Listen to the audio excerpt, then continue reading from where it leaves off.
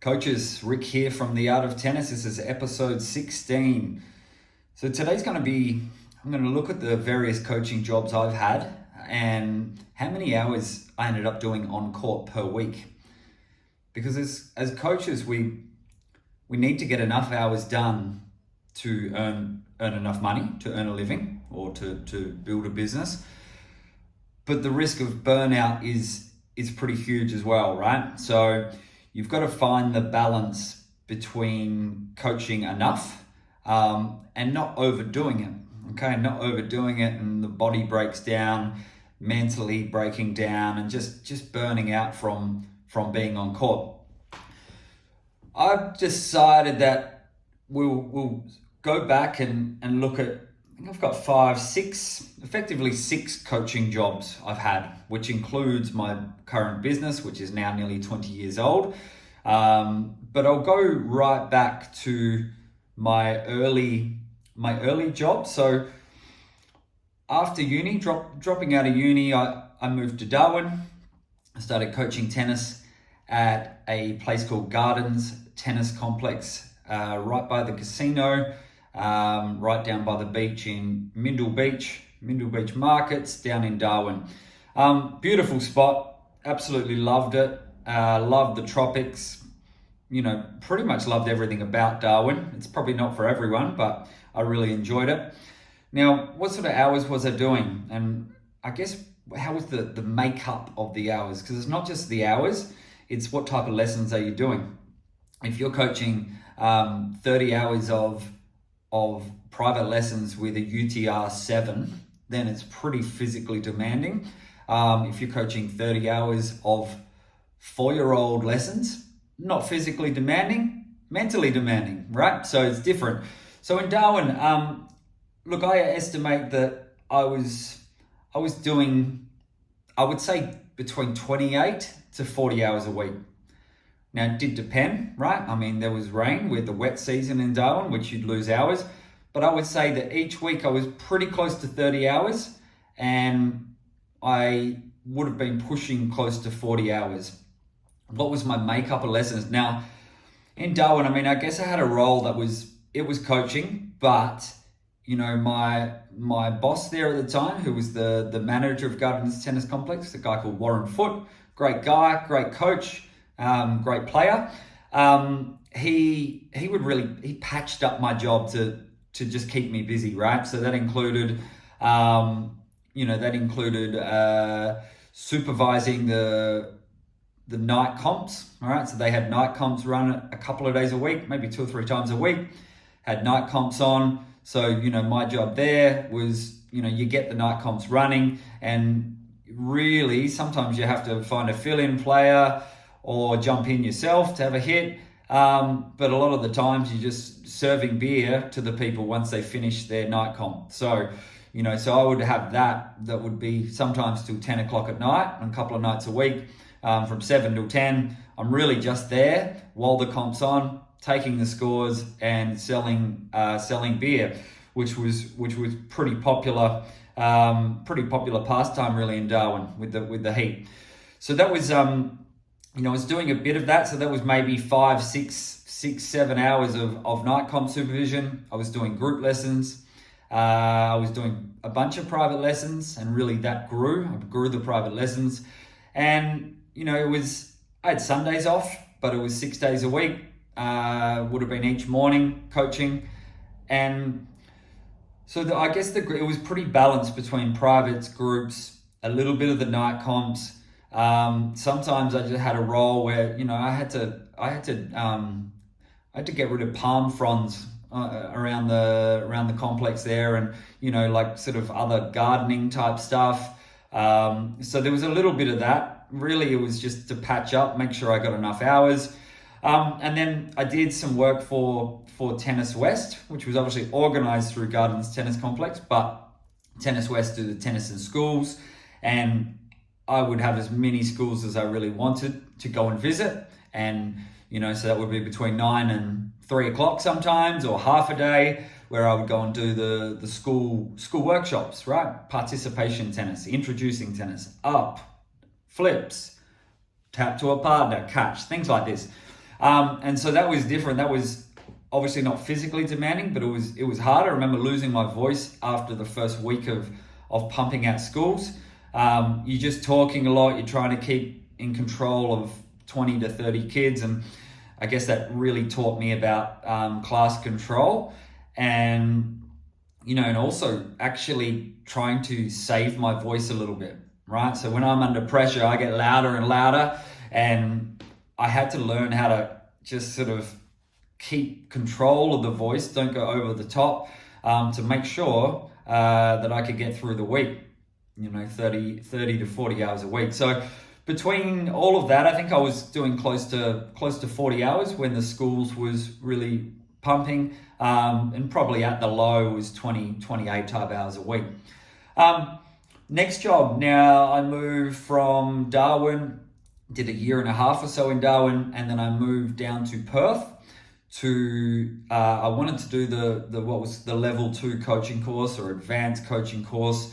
I'd done the level 1 in Darwin, and I knew after I dropped out of uni that I had to get the coach qualifications. I didn't have to, I wanted to, right? I wanted to be at least qualified to make sure that if I did start my own business, which was the intention, that that qualification will stand me in good standing there. So I moved to Perth. Now I had a contact in Perth, and I went and coached as an assistant coach for a gent called Glenn Popovsky, another good player and coach who ran a coaching program at North Beach Tennis Club. So again, pretty nice spot, North Beach. I was, I wasn't super busy there. It sort of depended. In the winter, the hours dropped a lot, and it was probably more of a 15 to 20 hours a week. I was also doing the coaching course. I'd also signed up for a TAFE course around that time. I did a certificate in small business. Again, I just wanted to get my resume in a position where when I go for a club coaching contract, that I'm going to be seen as, looked upon favorably with that. So I guess I was studying part-time. I was doing the coaching course, doing the TAFE, and doing my 15 odd hours a week. So I wasn't earning huge money at the time, which ironically is when I met my girlfriend to become wife, was around that time. Now, I probably had enough money to pay for that Friday night takeaway, but I didn't have enough. I certainly didn't have enough to take her away for a weekend or go to a fancy restaurant. So that was I'm just glad she met me then. I'm luckily now doing a fair bit better than back then. So it was just interesting timing when I was really, part-time student, part-time tennis coach. So that was at North Beach. Now, then I moved from North Beach and I went and worked for Zone Tennis. Zone Tennis was run by a very good coach called Len Cannell, who's based out of Burswood, which is where the State Tennis Centre is in Perth or in Western Australia. I wanted to work for Len because Len was coaching lots of good players. All right, he was coaching, he was working even with Casey Delacqua for a while, and a lot of, the state's best players, he was their private coach at the time. And me being me, I need to learn from people who are better than me, further along the coaching journey than me. And so to go and work for Len and to be based out at the State Tennis Centre was appealing to me, right? It was progression in my career. And so I worked there. Now, effectively, Len wanted me to do all the beginner kids because he didn't enjoy doing that. And as part of Zone Tennis, their business was, they had an introductory program, and then they had more performance, private lessons, etc. I was happy. I'm fine to do that. So my job was to really start with to build a more of a beginner program, or what's now called Hot Shots.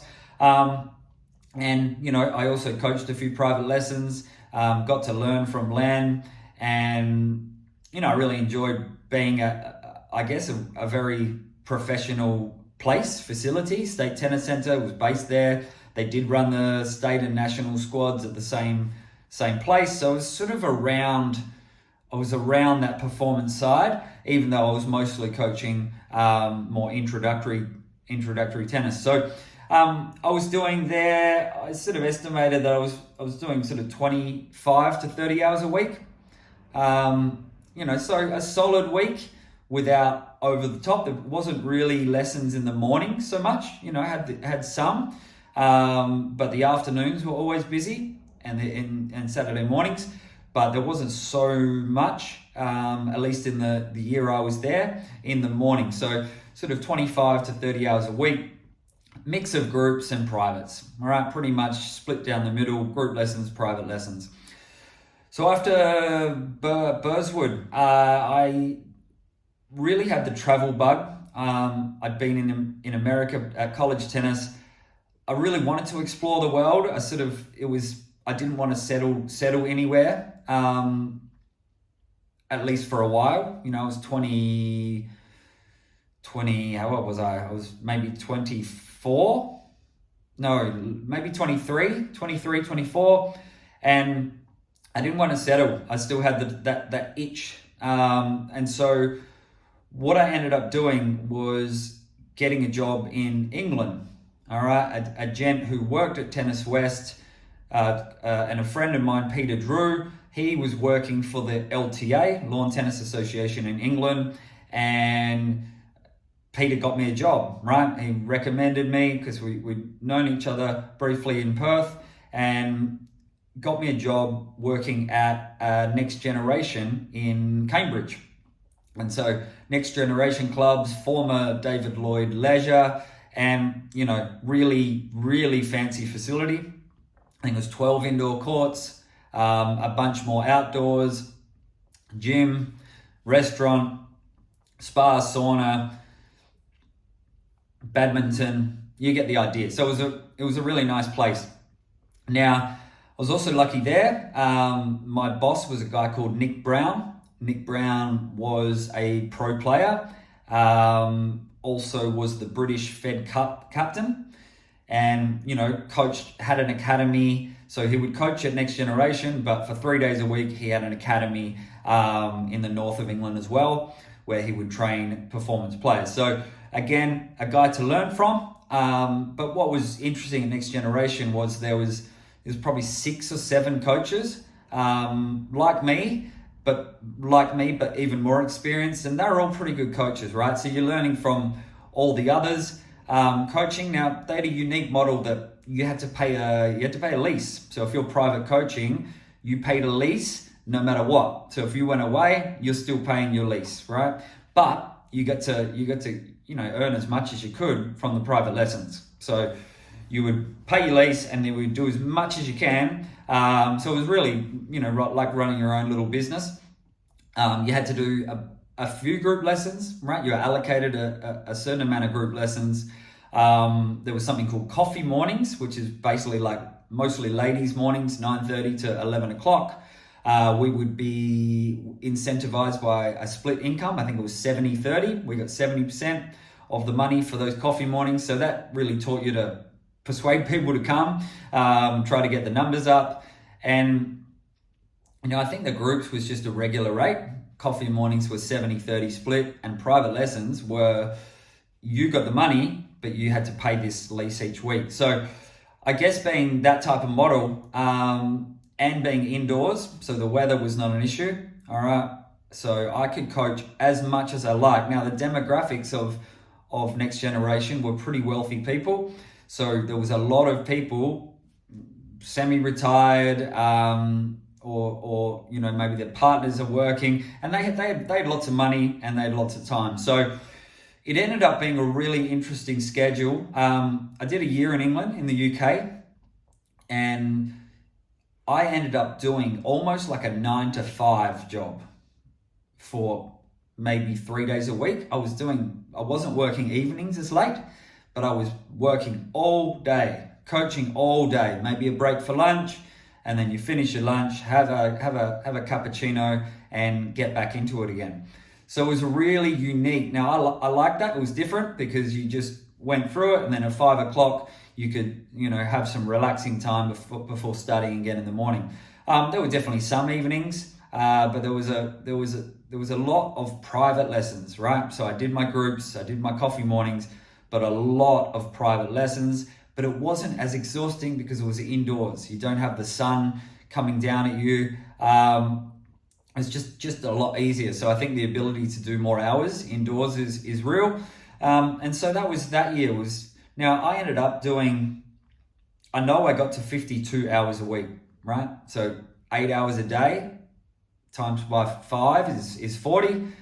Add another 8 and you're, add another 5 on a Saturday, you're at 45. Now I must have been doing even more than 8 hours a day because I know I got to 52.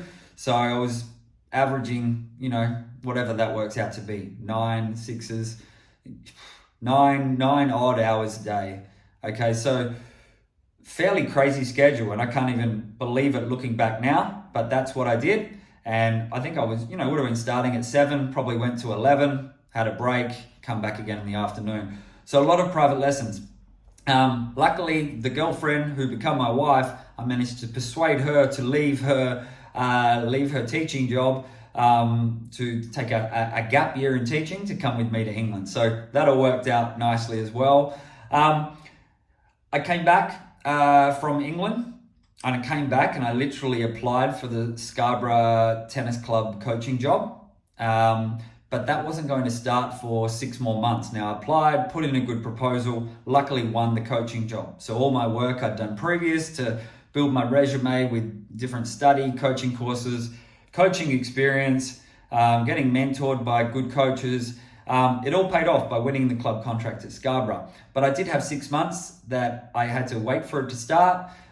It gave me a chance to sort of work on some business planning, start to, build my brand a little bit. But I did coach. I coached at Robinson Park Tennis Centre in North Perth with a guy called Jason Roberts, who ran a business called Tennis Central. Now, Jason was really switched on guy, sharp businessman, big playing background, and he was great. I guess I saw Jason as I guess we were similar in that we took the coaching business serious.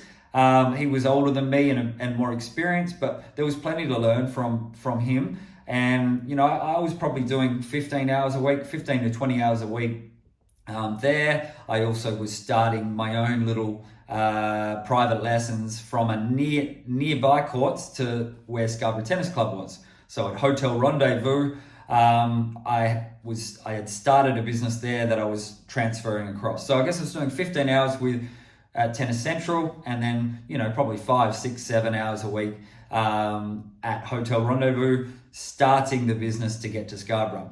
So then I ended up at Scarborough Tennis Club. Now, obviously, I started with 0, right? You don't walk into clients, okay? I walked in, the previous coach wanted to sell his business to me.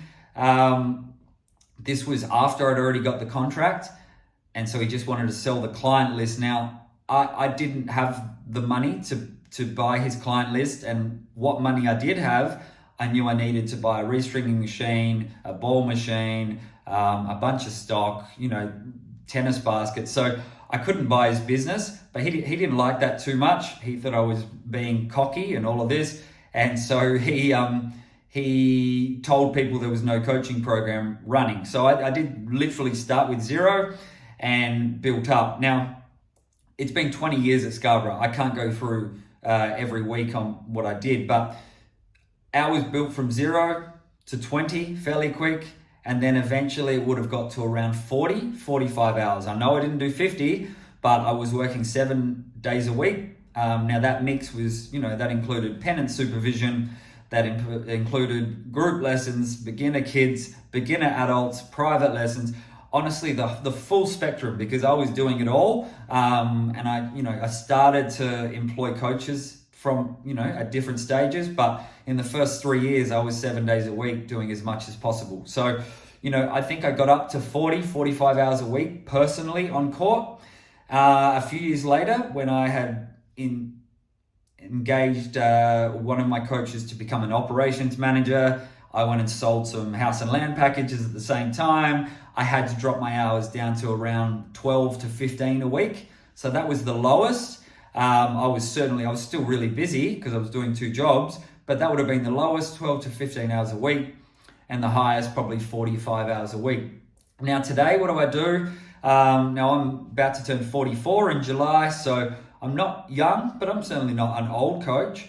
So now my sweet spot of running the business and, you need time to work on your business. You can't just be coaching, because you need to be filling up your other coaches. You need to be doing talking. I've got an office manager. We need to meet regularly to make sure everything's going smoothly. So for me now, I do around 26, 27 hours a week on court.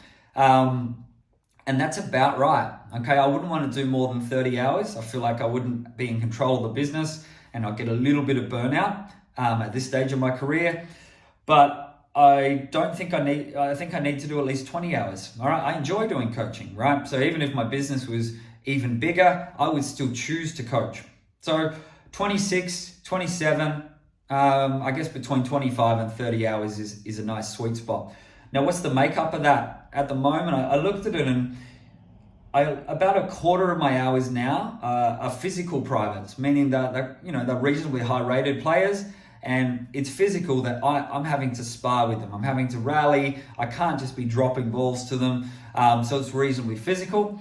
A quarter is squad sessions. Now, squad sessions are not as physical because you're telling them what to do more. So that's kind of a bit easier, squad sessions. And then about half are privates, right? Other privates. So they might be young kids, might be adults who are not as experienced, or two adults together. So that's the makeup of what I do now. What I think most coaches should do, if they're not running a business, they should be doing 35 to 40 hours a week, right? And maybe they will average, they might average 20% lower than what they are scheduled to do. So if they're scheduled for 35 hours a week, they might end up doing, more like 28 to 30 because you've got cancellations, you've got weather. So you've got to almost overschedule a little bit, or maybe you're doing 40 hours a week, but you might end up doing more like, maybe it's not 20%, that's too high, probably 10% less. So if you're doing 40 hours a week, you might find that you do 36 for the week, whether it's weather, whether it's cancellations, whether it's changes. So you kind of need to overschedule a little bit to allow for that. But I think if you're running your own business and you've got staff working for you, you still need to coach, but you might drop down to 15 hours a week and pick those specific lessons that you enjoy and that you can make the most impact with. You can impact the most with those particular clients, and then you will delegate other classes to your other coaches. So I would think running a business 15 hours a week is a good minimum for a director of tennis. I like to do about 25 to 30 hours a week, but I do outsource my office management, my bookkeeping. So I actually have the ability to be able to coach a little bit more because I've delegated some tasks that come with running a business. So for me, I do the coaching, I do the marketing, and then I oversee everything. That's about it. So it's just some interesting points on, the amount of hours on court you should be doing as a coach, and a little bit of a history of, the different jobs I've done over the years and how many hours I was doing. That's it. See you next time. Cheers.